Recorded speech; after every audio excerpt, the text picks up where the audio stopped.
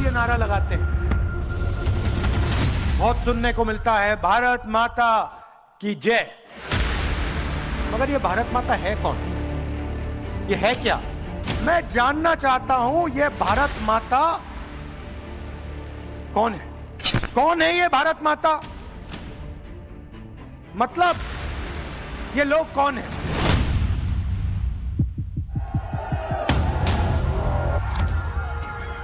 भारत माता के लिए लड़ते हैं, खून देने के लिए तैयार हैं, तो ये भारत माता है कौन?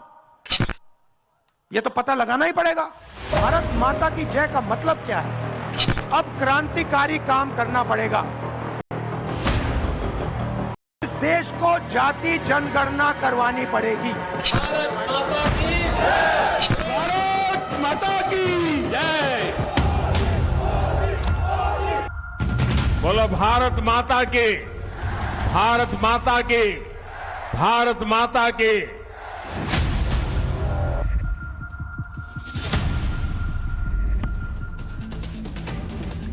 नमस्कार दर्शकों, मैं हूं नाविका कुमार और आप जुड़ रहे हैं मेरे साथ सवाल पब्लिक का शो पर। भारत के संविधान के प्रीएम्बल की पहली लाइन है, हम भारत के लोग। इसी संविधान ने राष्ट्रगीत वंदे मातरम को मान्यता दी है, यानी मां के तौर पर इस धरती की वंदना को भारत के संविधान में मान्यता मिली हुई है। लेकिन कांग्रेस सांसद राहुल गांधी ने दलितों और पिछड़ों के नाम पर भारत के लोगों को ही भारत माता कह दिया। यहां तक तो फिर भी ठीक है, लेकिन आगे उन्होंने ये भी कहा कि बिना जातियों की गिनती किए भारत माता का कोई कॉन्सेप्ट है ही नहीं। सिर्फ जाति गिनती करके भारत माता बन जाएगी। अगर यही था तो ये सपना अब क्यों आया? 60 सालों से नींद में थे क्या? कांग्रेस पार्टी का राज था, कर लेते जाति जनगणना।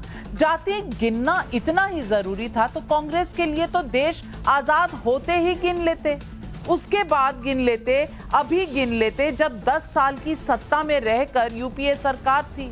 दोस्तों, भारत माता की भावना भारत के कण कण में है, लेकिन सवाल पब्लिक का है कि क्या राहुल गांधी को यही नहीं पता? अगर जाति जनगणना हो भी जाए तो क्या हम ये कह सकेंगे कि भारत में फला प्रतिशत दलित भारत माता हैं, इतनी प्रतिशत पिछड़ी भारत माता हैं और इतनी प्रतिशत स्वर्ण भारत माता हैं? भला भारत माता वाली भावना को समझने का ये कौन सा नया फार्मूला हुआ? राहुल गांधी के बयान पर बीजेपी की प्रतिक्रिया है कि ये भारत माता है, कौन है, क्या है? जॉर्ज सोरोस की कठपुतली ने पूछा है, शर्मनाक। उधर कांग्रेस ने राहुल गांधी के बयान का बचाव करते हुए कहा कि भारत माता में कौन कौन है ये पता तो चलना चाहिए। सवाल पब्लिक का है कि क्या नरेंद्र मोदी की नीतियां और नीतियों के विरोध करते करते राहुल गांधी अब भारत माता को सियासत की बहस में उतार रहे हैं? भारत माता कौन पूछकर क्या राहुल गांधी बांट रहे हैं हिंदुस्तान? यही है आज सवाल पब्लिक।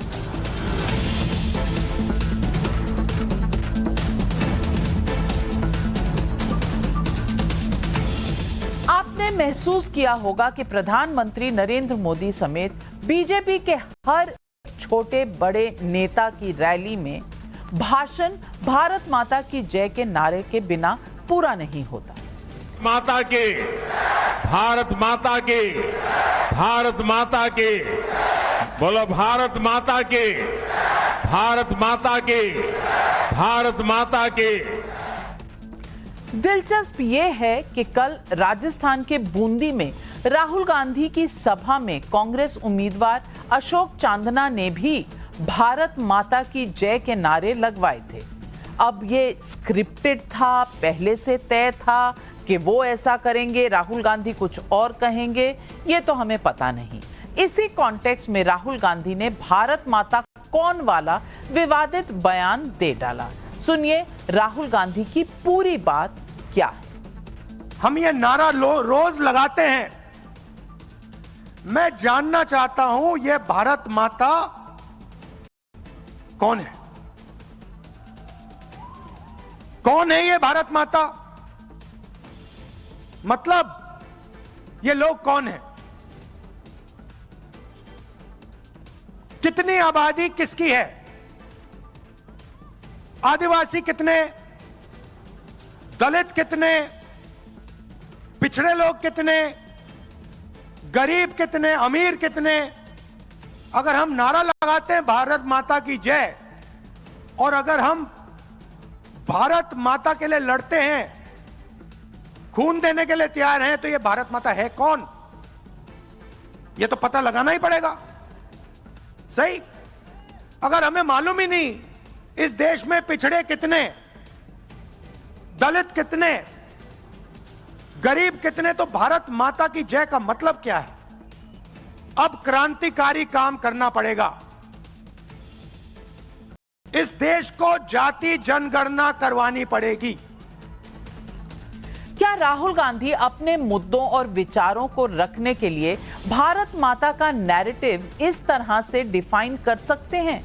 वैसे एक देश के तौर पर भारत को लेके भी वो एक नई थ्योरी रटते गढ़ते हैं।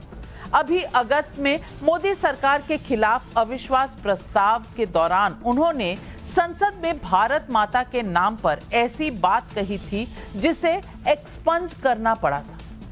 राहुल गांधी के बयान पर प्रधानमंत्री मोदी ने संसद में जोरदार पलटवार किया था। मैं प्रधानमंत्री का बयान आपको सुनवाऊं उसके पहले यह समझाना जरूरी है कि भारत माता अचानक पॉलिटिकल बहस में क्यों आ गई है। इसकी एक वजह जो समझ में आती है वो ये कि बीजेपी आरएसएस के सांस्कृतिक राष्ट्रवाद में भारत माता की जगह सबसे ऊंची है। इसके उलट कांग्रेस को क्या सोच है, इसकी वानगी तब मिली जब कांग्रेस की ऑब्जर्वर बनकर जयपुर पहुंची यूपी कांग्रेस की नेता आराधना मिश्रा ने कांग्रेस कार्यकर्ताओं के भारत माता की जय बोलने को रोक दिया था। सुनिए। अरे यार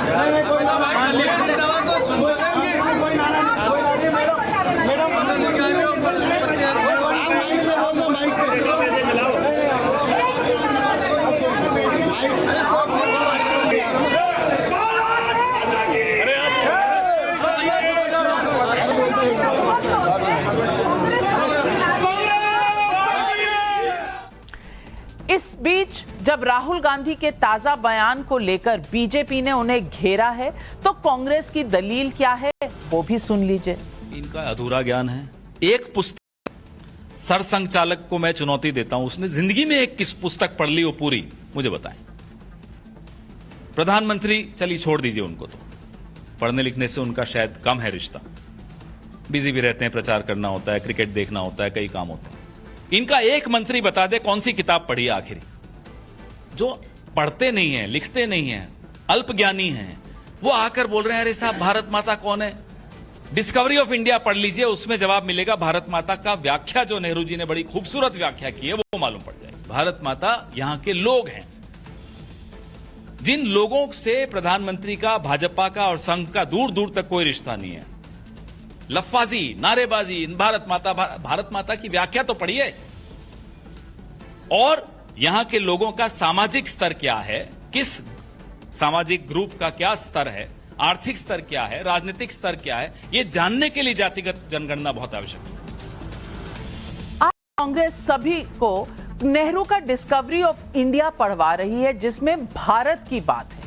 लेकिन हाल ही में जब G20 में राष्ट्रपति और उनके डिनर पर निमंत्रण में लिखा था प्रेसिडेंट ऑफ भारत की ओर से छपा, तो इसे विपक्ष के गठबंधन इंडिया का डर बताने की कोशिश करने लगे। मतलब चित भी मेरी पट भी मेरा। अब ये बात और है कि कांग्रेस के जाति गिनने पर उनके ही इंडी गठबंधन के सहयोगी अखिलेश यादव आईना दिखा रहे हैं। वो पूछ रहे हैं अब तक सोए थे क्या? 70 साल सरकार में रहे तो क्यों नहीं जाति गिन लिए? कांग्रेस ने कोई सीधा पलटवार इस पर नहीं किया। उधर भारत माता को लेकर राहुल गांधी ने जब संसद में विवादित बयान दिया तो प्रधानमंत्री ने क्या कहा था ये भी सुनिए। आदरणीय अध्यक्ष महोदय, यहाँ सदन में मां भारती के बारे में जो कहा गया है उसने हर भारतीय की भावना को गहरी ठेस पहुंचाई।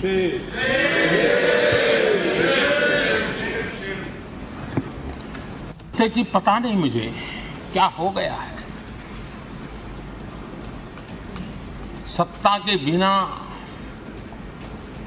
ऐसा हाल किसी का हो जाता है। सत्ता सुख के बिना जी नहीं सकते और क्या क्या भाषा बोल रहे हैं। आदरणीय अध्यक्ष जी, पता नहीं क्यों कुछ लोगों को भारत मां की मृत्यु की कामना करते नजर आ रहे हैं। इससे बड़ा दुर्भाग्य क्या है? ये वो लोग हैं जो कभी लोकतंत्र की हत्या की बात करते हैं, कभी संविधान की हत्या की बात करते हैं। दरअसल जो इनके मन में है वही उनके कृतित्व में सामने आ जाता है।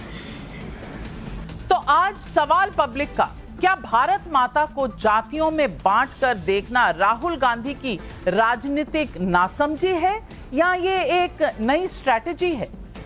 सवाल नंबर 2, क्या जाति जनगणना पर इंडी गठबंधन में घिरे दिख रहे राहुल गांधी अब भारत माता पर राजनीतिक दांव खेल रहे हैं? सवाल नंबर 3, पहले राहुल सनातन के विरोध पर चुप रहे, अब भारत माता की नई थ्योरी ला रहे हैं। आखिर उनका निशाना कहां है? यही है आज सवाल पब्लिक का। और इन सवालों के जवाब देने के लिए आज हमारे साथ जुड़ रहे हैं हमारे मेहमान अजय आलोक, बीजेपी के राष्ट्रीय प्रवक्ता, तहसीन पूनावाला, राजनीतिक विश्लेषक, कांग्रेस को सपोर्ट करते हैं, डॉक्टर अजीज खान, प्रवक्ता हैं समाजवादी पार्टी के, असीम वकार, प्रवक्ता हैं एआईएमआईएम के। लेकिन मेरा पहला सवाल जाता है हर्षवर्धन त्रिपाठी, वरिष्ठ पत्रकार को। हर्षवर्धन त्रिपाठी जी, मेरा सवाल आपसे यह है कि क्या ये एक नई स्ट्रैटेजी है या कहीं राहुल गांधी जी खुद ही अपने थ्योरी में कहीं ना कहीं फंसते हुए नजर आ रहे हैं? नविका जी, मुझे तो बड़ा आश्चर्य हो रहा है। राहुल गांधी जी कई तरह की बात करते हैं और हम लोग सोचते हैं कि शायद ये अब आखिरी होगा और उसके बाद वो कुछ और हम लोगों की उम्मीदों को और आगे ले जाते हैं। ये जो भारत माता की बात वो कर रहे हैं और उसके साथ जाति जनगणना को जोड़ रहे हैं, आज देश के प्रथम प्रधानमंत्री पंडित जवाहरलाल नेहरू की आत्मा उनको देखते हुए सचमुच कसमसा रही है, पीड़ा में होगी। और पंडित जवाहरलाल नेहरू खुद कहते थे कि मैं देश के हर हिस्से में जाता हूं तो लोगों से पूछता हूं कि भारत माता की जय का नारा लगाते हो कौन है भारत माता? तो वो बताते थे। कोई किसान कह देता था कि मेरा खेत भारत माता है, तो मैं उनको बताता था कि इस देश में नदी, जंगल, पहाड़, पूरी भूमि, लोगों का संकल्प, ये सब भारत माता है। यानी वो एक तरह से सबको जोड़कर एक जो चित्र हमारे मन में बसता है। और मैं विष्णु पुराण के उस श्लोक की बात नहीं करता हूं, उत्तरम यत् समुद्रस्य हिमाद्रेश्च दक्षिणम वर्षम तद भारतम नाम भारती यत्र संतति। मैं उसकी भी बात नहीं करता हूं जो हर बच्चे को पढ़ते समय जब पहला मैप नक्शा उसे समझाया जाता है तो अखंड भारत का नक्शा समझाया जाता है, फिर पॉलिटिकल मैप समझाया जाता है। लेकिन हमें बताया जाता है कि वो देश जो दुनिया को ज्ञान देता था, वो देश जो वसुधैव कुटुंबकम की अवधारणा पर चलता है, वो देश जिसके लिए शत्रु भी है, उसकी भी एक शर्तें हैं, वो देश जहां से लोग निकल कर गए तो पूरी दुनिया का आलोकित किया और जहां लोग आ गए तो चीनी यात्री वेन सांग क्या बताता है भारत के बारे में।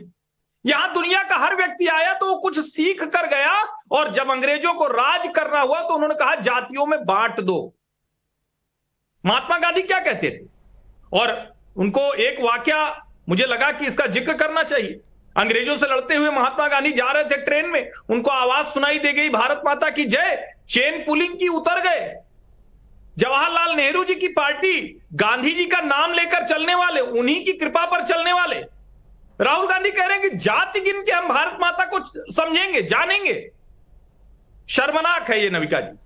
तहसीन पूनावाला, आज बहुत देश कंफ्यूज्ड है। क्या भारत के विभाजन से अभी हम उभरे नहीं हैं?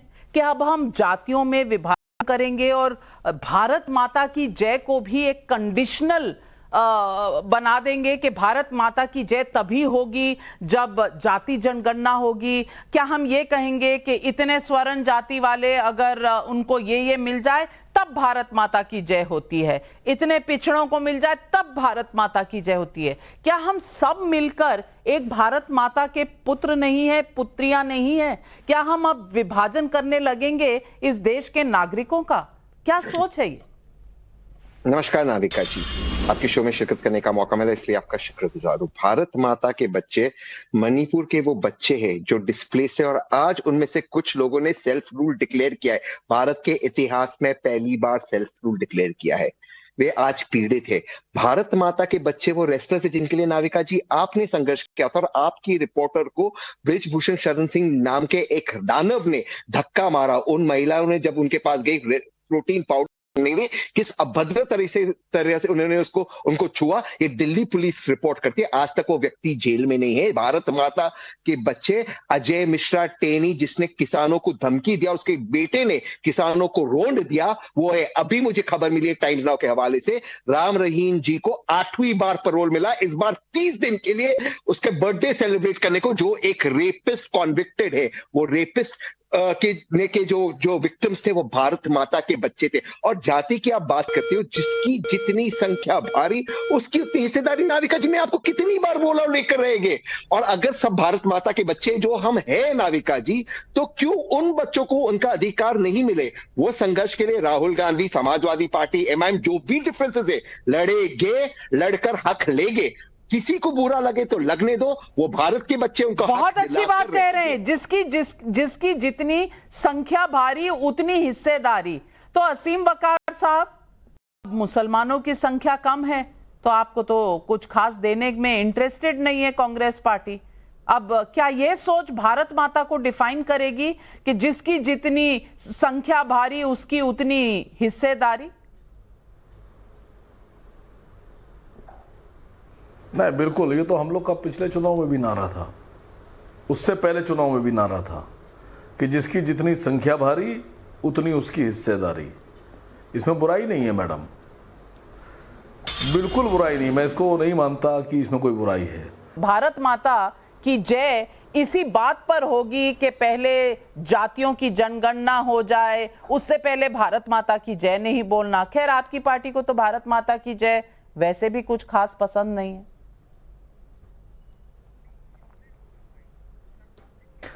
नहीं, देखिए, हर धर्म में मां का सम्मान बताया गया है, लेकिन सम्मान कैसे होगा? मोहब्बत सबकी समान होती है, मां सबकी होती है, लेकिन सम्मान कैसे होगा ये धर्मों के उसूलों के हिसाब से होता है। हमारे क्या कहा गया, मादरे वतन, वतन हमारी माँ है। हमारे क्या कहा गया है कि हुब्बुल वतनी व मिनल ईमान, वतन से मोहब्बत आधा ईमान है मुसलमान का, और आधे ईमान में बाकी सब है। हमारे क्या ये है माना वतन का, हुब्बुल वतनी का, वतन से मोहब्बत का। हम भी कहते हैं मादरे वतन। आप अपनी माँ की पैर छूती हैं, हम अपने माँ के कदमों में बैठते हैं। तो तरीका अलग अलग हो सकता है, लेकिन वतन सबकी माँ है, चाहे हिंदू हो, मुसलमान हो, सिख हो, ईसाई हो, जो भी इस वतन में पैदा हुआ है, ये वतन हर उस इंसान की माँ है जो इसमें पैदा हुआ। इसमें क्या बुराई है? कोई बुराई तरीके अलग अलग हो सकते हैं प्यार कोई बुराई नहीं है अजय आलोक जी। अब माता को भी, अपनी माँ को भी बांटने का पूरा इंतजाम हो गया है, लेकिन खूबसूरती से धर्म की आड़ में कि भारत माता को भी किस तरह बांटना है। एक तरफ कांग्रेस पार्टी है जो बांटने पे आमादा है, और दूसरी तरफ कह दीजिए असीम वकार साहब खूबसूरती से कह रहे हैं तरीका अलग अलग है। धर्म तय करेगा कि कितना ईमान, कितना हमारी जान भारत माँ के लिए। नहीं, असीम वकार के लिए तो एक बात कहना है नविका जी, इन्होंने कहा कि बिल्कुल हमारी जन्मभूमि माँ के समान है। हमारी जन्मभूमि भारत माता है, लेकिन माँ की जय कहने में इनके नेता कहते हैं वो वैसे कि गले पे छुरी रख दो तभी भारत माता की जय नहीं कहूंगा। नेता से इनके अलग विचार हैं तो मैं अब इनको क्या बोलूं, ये बोलने लायक ही नहीं है, छोड़ दीजिए इनको। देखिए, जहां तक हमारी बात है तो हम तो कहते हैं कि जन्मभूमेश्च स्वर्गाधपि गरीयसी, ये जन्मभूमि जन्म देवी मां से भी महान है। हमारी पार्टी का सिद्धांत भी यही है, राष्ट्र प्रथम, दूसरी पार्टी, अंत में मैं। तो हमारे लिए तो राष्ट्र प्रथम रहा है, इसलिए भारत माता की जय कहूंगा। लेकिन उस व्यक्ति, उस निरामिष व्यक्ति के लिए मैं क्या कहूं जिसने अगस्त 10, 2023, उससे पहले जब मैं बताऊं तो उससे पहले तहसीन भाई से एक बात पूछना चाहूंगा। तहसीन भाई, ये बताइए, भारत माता पार्लियामेंट्री शब्द है या नहीं? हाँ या ना, आपको क्या लगता है? बस हाँ या ना में बोलिएगा, आपको क्या लगता है? भारत माता पार्लियामेंट्री शब्द है या नहीं? बिल्कुल पार्लियामेंट्री शब्द है। जो इसे अपार्लियामेंट्री, जो इसको नॉन पार्लियामेंट्री शब्द कहे, ठीक है, जो इसे नॉन पार्लियामेंट्री शब्द कहेगा वैसे व्यक्ति को आप क्या कहेंगे? मैं कॉन्टेक्स्ट नहीं जानता हूं, बट पार्लियामेंट्री शब्द है। कॉन्टेक्स्ट नहीं जानता हूं, हर चीज की कॉन्टेक्स्ट होती है। नहीं, अगर मान लीजिए मैं ही कहता हूं, नहीं सुनिए ना, एक मिनट, बहुत छोटा सा सिंपल सवाल है, गोल गोल घुमाने की जरूरत नहीं। मैं अगर कहता हूं कि भारत माता असंसदीय शब्द है, नॉन पार्लियामेंट्री शब्द है, आप मुझे क्या कहेंगे? मैं क्या, किस कॉन्टेक्स्ट में कहा गया? किस कॉन्टेक्स्ट में? कॉन्टेक्स्ट जरूरी है ना अजय भाई, किस कॉन्टेक्स्ट में? अरे नहीं, आप मुझे मूर्ख कहेंगे, गधा कहेंगे, मुझे क्या बहुत समझदार कहेंगे? अरे मैं कोई अटैक नहीं, मैं आपसे छोटा सा प्रश्न पूछ रहा हूं भाई, आप इतने समझदार व्यक्ति हैं। नहीं, अगर अजय आलोक कहता है कि भारत माता असंसदीय शब्द है, अनपार्लियामेंट्री शब्द है, आप मुझे क्या कहेंगे? मैं कह रहा हूं, आप मुझे क्या कहेंगे कि मैं बहुत इंटेलिजेंट हूं? मुझे नहीं लगता वो अनपार्लियामेंट्री शब्द है, या मैं बहुत बड़ा गधा हूं, मेरा मुझसे मूर्ख हूं? क्या कहेंगे मुझे आप? नहीं, मुझे क्या कहेंगे? गलत है अगर आप कहोगे। अगर आप किसी भी कंटेक्स्ट में अगर मैं कहता हूं कि भारत माता अनपार्लियामेंट्री है, आप मुझे क्या कहेंगे? मुझे लगता है कि वो पार्लियामेंट्री शब्द है। अगर आप ऐसे अनपार्लियामेंट्री अगर मैं कहूंगा तो मेरे बारे में क्या ओपिनियन होगी आपकी? इत्तेफाक नहीं रखो, मैं इत्तेफाक नहीं रखूंगा उस बात पर। इत्तेफाक नहीं रखते, लेकिन आप मेरे बारे में ओपिनियन क्या रखेंगे कि मैं किस तरह का व्यक्ति हूं? मैं किस तरह का व्यक्ति इस बात की आप बात क्या ओपिनियन बनाएंगे? व्यक्तिगत नहीं, कोई नहीं बताऊंगा, पता होगा कि ठीक है पार्लियामेंट्री शब्द है। मैं सोचूंगा पार्लियामेंट्री शब्द है, क्यों कह रहे हो कि अनपार्लियामेंट्री शब्द है? मैं ऐसे कहूंगा, मैं आपसे पूछूंगा, मैं आपकी वजह जानने की कोशिश करूंगा। अगर नरेंद्र मोदी कहेंगे, एक मिनट, अगर नरेंद्र मोदी इस देश के प्रधान, एक मिनट, अगर नरेंद्र मोदी इस देश के प्रधानमंत्री कहेंगे कि भारत माता is unparliamentary now in India, आप क्या कहेंगे नरेंद्र मोदी के बारे में? कि गलत है, इस बात से मैं इत्तेफाक नहीं रखता हूं। क्यों इस तरह की बातें कर रहे हैं? नरेंद्र मोदी कोई आम आदमी नहीं है, देश के प्रधानमंत्री जो भी है, क्योंकि आपके आइडियल, एक मिनट तहसीन भाई सुनिए, आपके आइडियल 10 अगस्त 2023 उन्होंने सीधा बोला कि नाउअडेज भारत माता इज अनपार्लियामेंट्री इन इंडिया। जिस व्यक्ति का परिवार इस देश के टुकड़े कर चुका, अपनी मां के विभाजन कर चुका हो, सिर्फ प्रधानमंत्री बनने के लिए, जिसने अखंड भारत का कभी ख्याल नहीं रखा, उसको भारत माता का मत अनपार्लियामेंट्री लगता है, असंसदीय लगता है, वो व्यक्ति आपको लगता है कि भारत माता के बारे में सोचेगा? उसकी सोच ही नहीं है भारत माता के बारे में। मैं सुनवा देती हूँ, उन्होंने, राहुल गांधी ने क्या कहा, मैं सुनवा देती हूँ। Yes, apparently Bharat Mata is an unparliamentary word. Yes, apparently Bharat Mata is an unparliamentary word. अब ये उनका एक वक्तव्य एक्सपंज किया गया था। भारत माता के बारे में नहीं पता, वो भारत माता की जय बोले। क्लैरिफाई करने का मौका दीजिए। हाँ, नाविका जी, उनकी बातें पार्लियामेंट में एक्सपंज करी गई थी और जब उनसे रिपोर्टर ने पूछा ये कहा, इसमें क्लैरिफिकेशन की क्या बात है? फ्लोर ऑफ द हाउस पे बोला ये मेरा चांस है। उन्होंने कहा कि भारत माता का मर्डर किया जा रहा है, भारत माता को मर्डर किया जा रहा है, जैसे अलग अलग भारत माताएं हैं। अगर हिंदुस्तान में 40 स्टेट है तो 40 भारत माताएं, भारत माता का मर्डर किया जा रहा है। जिसकी बुद्धि इतनी कम हो उसके बारे में पैरवी क्यों करते हो तहसीन भाई? देश में मजाक का विषय बनते हैं आप, मत कीजिए प्लीज। कांग्रेस पार्टी की वकालत कीजिए, बहुत समझदार लोग हैं। कमलनाथ जी की वकालत कीजिए, बहुत समझदार इंसान है। वाई राहुल गांधी भाई, ऊपर का खाना खाली है उनका, चलिए जबरदस्ती नेता बनाने के लिए पड़ेगा कांग्रेस को। तहसीन पूनावाला जवाब। पार्लियामेंट्री क्या है भाई?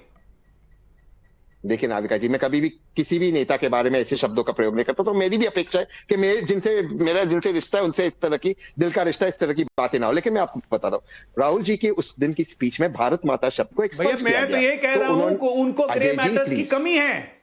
उनको अजय ग्रे भाई, मैटर्स की कमी है, जिसको अजय अपने भाई, अखंड भारत का भी अजय पता। भाई, हम लोग ये नहीं कहेंगे किसका कितना ग्रे मैटर है, ये अभी मेजर करने का कोई तरीका नहीं है, तो इस बात को हम छोड़ देते हैं। लेकिन ये बात सही है या नहीं, भारत माता की जय पर इस तरह का सवाल करना, और पहले भारत माता मर्डर हो रहा है और ये सब जो पार्लियामेंट में कहा गया, बावजूद इसके ये रेपिटेशन क्यों? तहसीन पूनावाला।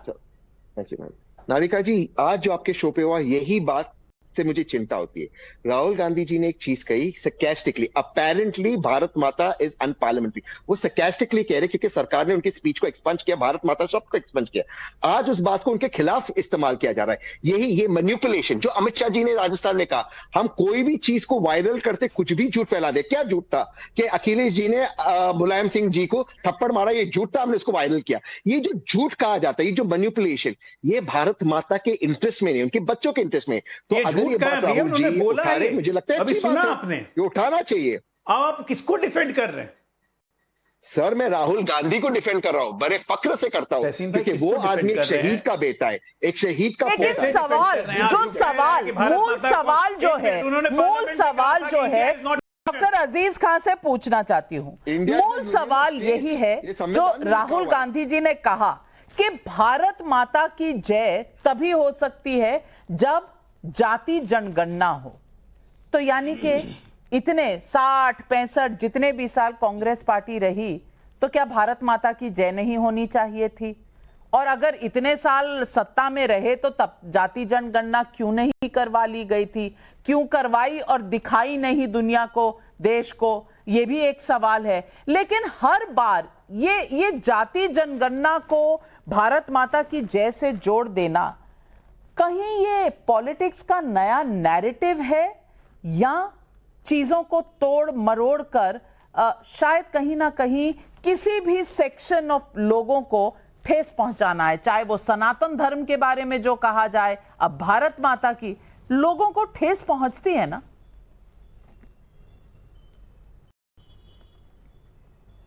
देखिए नाविका जी, बहुत स्पष्ट है कि जो गलती कांग्रेस ने किया, क्या वो वही गलती क्या बीजेपी करेगी? जातीय जनगणना कांग्रेस ने नहीं कराया, ये भी आप भी एडमिट कर रही हैं और कांग्रेस भी एडमिट कर रही है। हमारे नेता ने भी इस बात को स्पष्ट किया। तो क्या वो गलती बीजेपी करेगी? बीजेपी ये नहीं चाहती है कि जो इस मुल्क में दबा कुचला समाज है, जो जरूरतमंद समाज है, उसके हकों को मारा जा रहा है, उसके हिस्सों को मारा जा रहा है, तो उसको हिस्सा न मिले, क्या उसको अधिकार न मिले? क्या बीजेपी ये चाहती है? और अगर नहीं चाहती होती तो 10 साल का वक्त एक बड़ा वक्त होता है। इस 10 साल के वक्त में माननीय मोदी जी जो कहते हैं हम पिछड़ों के हितैषी हैं, हम दलितों के हितैषी हैं, हम जरूरतमंदों के हितैषी हैं, उन्होंने जातीय जनगणना पर सवाल क्यों नहीं किया? और आखिर जातीय जनगणना की बात क्यों नहीं की? और अगर ये आज आवाज उठ रहा है, अगर पहले नहीं हुआ तो क्या आज नहीं होना चाहिए? क्या जो चीजें पहले नहीं हुई, अगर पहले गलती हुई है तो क्या यह गलती आज भी होगी? एक बात।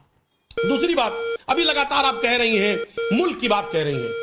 सवाल इस बात का है, हम समाजवादी लोग हैं, हम इस मुल्क से मोहब्बत करते हैं और इस मुल्क के संविधान से मोहब्बत करते हैं, क्योंकि हमारे संविधान ने मुझे हक दिया, इस मुल्क से प्यार करो, और हमारे कौम ने, हमारे धर्म ने हमको अधिकार दिया है, हमको सिखाया है कि ये मुल्क हमारा है और मुल्क से मोहब्बत करना हमारा आधा ईमान है। तो सवाल इस बात का, इस पर सवालिया निशान क्यों? पर अजीज खान साहब, क्या सिर्फ जाति जनगणना से ही आप पिछड़ी जातियों का भला कर सकते हैं? ये कौन सी थ्योरी हुई? क्या इस देश में आदिवासी प्रेसिडेंट इस सरकार ने नहीं दिया? क्या मोदी जी इस सरकार में ओबीसी प्राइम मिनिस्टर पहली बार नहीं बने? मैं पूछना चाह रही हूं। और दूसरी बात, जाति जनगणना आपकी मांग अपनी जगह है, लेकिन इसको कंडीशन बनाना कि जब तक जनगणना नहीं होगी तब तक भारत माता की जय नहीं होगी, क्या यह सही है? देखिए नाविका जी, बहुत स्पष्ट है। नहीं, इनसे पूछिए ना, पहले मुल्क या धर्म। देखिए, मां की बात हो रही है, और मां तो सब, अरे अजय जी सुनिए ना सर, मेरी बात सुन ले आप। मां तो सबको बराबर निगाह से देखती है ना, मां के लिए तो सब बराबर है ना। तो आज इस मुल्क में, अरे सुनिए अजय जी, बात में सवाल पहले का जवाब मुल्क या पहले दीजिएगा। धर्म? हल्ला न करिए, आपके टर्म में मैंने बात नहीं की थी, प्लीज। लेकिन मुल्क या सवाल पहले पूछ धर्म? रहे ये बता दीजिए ना। हैं और सवाल सही सवाल है, पहले मुल्क या पहले धर्म? अरे सवाल गलत पूछ रहे हैं, कंप्लीट करने दीजिए मुझे सर। Sir complete. आप इस सवाल से क्यों घबरा रहे हैं? ये आप अगला सवाल आगे पूछिए ना हमको, हमसे। सर सवाल, अरे भाग में नहीं रहा हूं मैं, तो सवाल का जवाब दे रहा हूं। मैं कह रहा हूं ना कि जिस मुल्क में हम रह रहे हैं उस मुल्क से हमें मोहब्बत करना, यह हमारे धर्म ने सिखाया, हमारे पार्टी ने सिखाया, हमारे नेता हमेशा इस बात को कहते रहे। और दूसरी बात मैं कहूं, आखिर जातीय जनगणना की बात हो रही है तो बीजेपी को तकलीफ क्यों हो रही है? आप बार बार भारत मां बात पे आप तमाम कहीं ना कहीं तमाम तरीके के बाद विवाद पैदा कर रहे हैं। मां क्या होती है? मां सबको समान दृष्टि से देखती है। और अगर मां से मांगा जा रहा है, मांगे से न्याय की बात हो रही है, मां से तो आखिर न्याय की बात की जा रही है, तो बुराई क्या है? हम चाहते हैं, समाजवादी पार्टी ये चाह रही है, हमारे नेता ये चाह रहे हैं कि जातीय जनगणना होनी चाहिए। और जब तक तो मोदी जी ने कहीं कहा है कि नहीं कराएंगे? अजय आलोक जी जवाब दीजिए। अजय आलोक जी जवाब दीजिए। समाज है वो, आखिर उसको उसकी हिस्सेदारी कैसे मिलेगी? नहीं, अजय आलोक जी जवाब दीजिए। नविका जी, ये जबरदस्ती का नैरेटिव क्रिएट कर रहे हैं मोदी। नविका जी, ये जबरदस्ती का नैरेटिव क्रिएट करने की एक असफल कोशिश है। जैसे 19 में रफेल, तो इस बार जातीय जनगणना। अरे इन लोग को ये पता होना चाहिए 2022 में ही रोहिणी कमीशन की रिपोर्ट राष्ट्रपति ने एक्सेप्ट कर ली है 2023 में, ठीक है ना, जिसमें लिखा हुआ है कि जातीय जनगणना फिर से करवानी पड़ेगी और आरक्षण को पुनर्विचार करना पड़ेगा। कहां है आप? जो आज आप काम कर रहे हैं, 1 साल पहले मोदी जी करके बैठे हुए हैं। आराम से रहिए, ठंड कीजिए। मैंने आपसे एक सवाल पूछा था, डिबेट का नैरेटिव को बदलिए मत, डिबेट के नैरेटिव को बदलिए मत। डिबेट इस बात की है कि एक व्यक्ति है राहुल गांधी जो कहता है कि भारत माता असंसदीय शब्द है, जो कहता है भारत माता की जय मतलब जातीय जनगणना करवाओ। और आप एक अजीज खान है जो, पहले मैं पूछ रहा हूं साफ साफ कि पहले मुल्क या पहले धर्म, तो आप भाग रहे हैं उससे।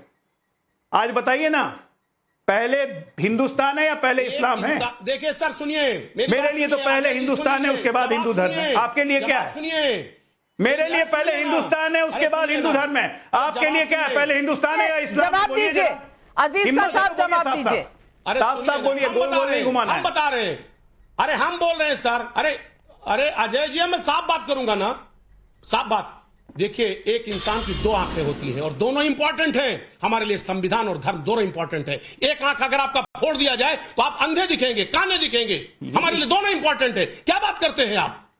हमारे लिए संविधान और धर्म दोनों इंपॉर्टेंट है। नविका जी, आप समझ गए ना कि कहानी क्या है? और आपके दर्शक बरेली की जलेबी, बरेली की जलेबी मुल्क या धर्म के बीच में आप कह नहीं सके। अजय आलोक ने सीधा कह दिया मुल्क पहले धर्म बाद में। पहले मैं भारतीय हूँ, फिर मैं हिंदू हूँ। और उधर असीम वकार साहब हैं, असीम वकार साहब ने कहा आधा हमारा जो है वो मुल्क के लिए, सिर्फ आधा। 50% स्टेक आपने देश को दिया। इस देश में जो भी रह रहा है 100% इस देश का नहीं है क्या? 100%? मैडम, एक बार मुझे आप ही जैसे कोई देशभक्त मिल गए थे तो उन्होंने मेरी जबान बंद करा दी थी, जितनी देशभक्त आप हैं। मुझसे कहने लगे, साहब अगर आप अपनी मां से प्यार करते होते दिल से तो आप उनके पैर छूते। हम लोग को देखिए, हम लोग अपने मां के पैर छूते हैं। हमने कहा हाँ उस्ताद, कहते तुम ठीक रहे हो, लेकिन 99% तुम्हारी माएँ मिलती हैं वृद्धाश्रम में। तुम पैर भी छूते हो, वृद्धाश्रम में तुम्हारी माएँ मिलती हैं। हम पैर नहीं छूते हैं। ऐसा कौन सा डेटा है जो आप दे सकते हैं जिस पर आप ये बात कह रहे हैं? आप ये सब रहने दीजिए, आप ये सब रहने दीजिए। असीम वकार साहब, मैं बिल्कुल फक्र से कह सकती हूँ कि बेटी हूँ, फिर भी मेरी 88 साल की माँ मेरे साथ है, वृद्धाश्रम में नहीं है। मैं बेटी हूं और मेरे साथ है और मैं हिंदू भी हूं। 1% तो कोई कुछ लोग हर जगह खराब होते हैं, अपनी मां की इज्जत नहीं करते। वो आप जनरलाइजेशन मत करिए। आप ये बताइए, आपने कहा मुल्क को 50%, आधा मैं मुल्क का हूं। आधा सिर्फ आधे हो, बाकी आधा किसका? आप हर चीज में गंदगी देख लेती हैं। जैसे कभी कभी बताऊं आपसे, अब छोड़िए, नहीं कहूंगा इससे ज्यादा। गंदगी की सोच, जिनकी सोच गंदगी वाली हो वही ऐसा सोचते हैं। मैं बोल रहा हूं मैडम, मैं बोल रहा हूं जी। नहीं, मैं बोल रहा हूं मैडम, मैं सुनिए, जवाब सुनिए। जब धर्म की बात आएगी, इनकी हिम्मत देखिए नविका जी। तो घर के अंदर हम अपने धर्म पे चलेंगे। ये कह रहे हैं आपको, लेकिन जब घर से बाहर निकलेंगे तो धर्म हमारा घर में है, हमारे लिए पहले हमारा मुल्क है, इनकी हिम्मत पहले हमारे लिए हमारा देश है, पहले हमारे लिए हमारा भारत है। लगाने लगेंगे ये लोग, ये हिम्मत देखिए कितने कट्टर और ये बैठे हुए हैं हमारे हजरत अजय आलोक जी, जितनी इज्जत जितनी इज्जत आप करते हैं, मुझे पता है साहब, मुझे पता है, इनकी बिल्कुल मुझे पता है आप, हाँ मुझे पता है आप कितनी इज्जत करते हैं और कितने वफादार हैं।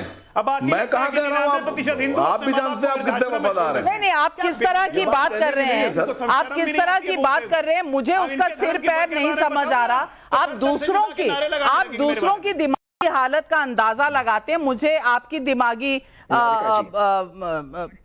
परिस्थिति और मनोस्थिति समझ नहीं आ रही। हर्षवर्धन त्रिपाठी जी, ये असीम वकार साहब जलेबी बना के, इमरती बनाकर कहना क्या चाह रहे हैं, इशारा किस तरफ है?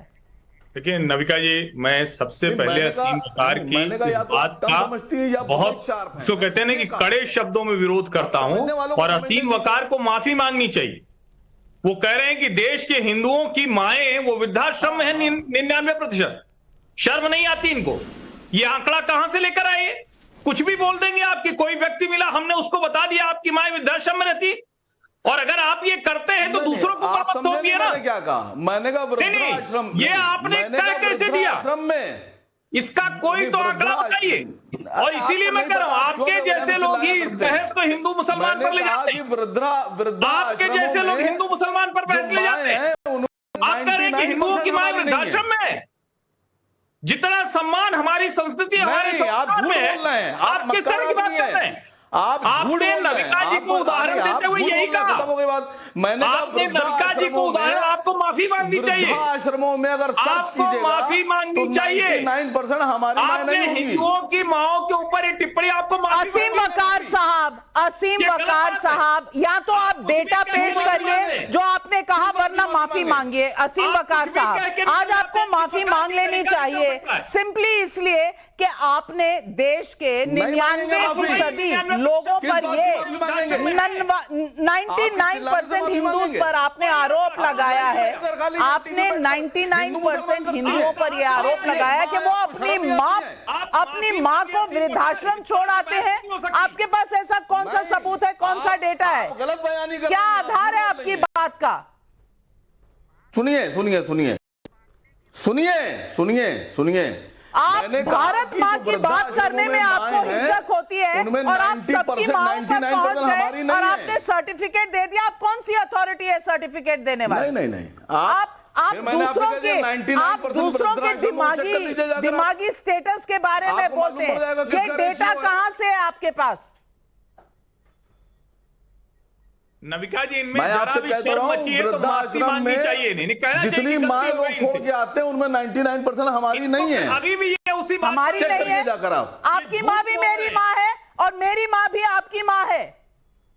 आपको लगता होगा हमारी माएं अलग अलग हैं, आप तोलते हैं इस तरह से। क्या कह रहे हैं आप अजीज खान साहब? आपत्तिजनक नहीं लगता आपको इस तरह की बात? मुझे बता दीजिए अजीज खान साहब, कहां पे ऐसा डेटा है कि 99% वृद्धाश्रम में जो महिलाएं हैं वो हिंदुओं की माएं हैं, और 99% हिंदू अपनी माओ को वृद्धाश्रम में छोड़ आते हैं? ये कहां का डेटा है, किसने दिया? देश के साथ इस वक्त आप देखिए नाविका जी, ऐसा है, माँ होती है और माँ सबकी बहुत ही सम्मानित होती है। एक बात थोड़ा स्पष्ट कर दें। देखिए 2-3 बातें बड़ी अहम है जिस पे चर्चा हो नहीं पाई। नहीं, पर अजीज, मैं एक ही बात कहना चाह रहा हूँ, आखिर बीजेपी को तकलीफ क्या है? सुनिए ना, बीजेपी को जातीय जनगणना से तकलीफ क्या है, मैं ये जानना चाहता हूँ। माओ को बांटना, इस तरह से माओ के बारे में कहना, क्या ये सही है? क्या उन्हें माफी नहीं मांगनी चाहिए? मैंने एक देखिए माँ तो जननी है। माँ को परिभाषित नहीं किया जा सकता। वो तो महान है, मैं उसकी बात कुछ नहीं कर सकता। मेरे पास शब्द भी नहीं है, अल्फाज भी नहीं है माँ के लिए कहने के लिए। मेरी बात सुनिए प्लीज। तो असीम वकार साहब सही कह रहे हैं, गलत कह रहे हैं? नहीं है माँ के, नहीं, आज आप लीजिए तो माँ का बखान किया जाए। नहीं, असीम वकार साहब ने सही कहा या गलत कहा, आज आपको स्टैंड लेना पड़ेगा। सही के गलत? देखिए एक मिनट, देखिए देखिए एक मिनट नाविका जी, मां का बखान मेरे शब्दों में नहीं, मैं अपने शब्दों में नहीं कर सकता।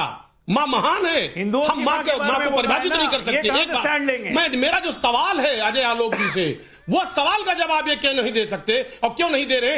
आखिर ये नहीं चाहते हैं कि क्या पिछड़ों अजय आलोक जी, ये क्यों हिचकिचा रहे हैं स्टैंड लेने से? की माओं पे सवाल उठाएंगे को उनका हक मिले, ये नहीं चाहते अजय आलोक जी। हम इसलिए क्योंकि मुसलमान नाराज हो जाएगा कि हिंदुओं के बारे में बोला था तो उसको गलत कैसे साबित किया? या इनके मन में मुसलमान वोट उधर चला जाएगा। अरे ये लोग वोट के कारण जिंदा है।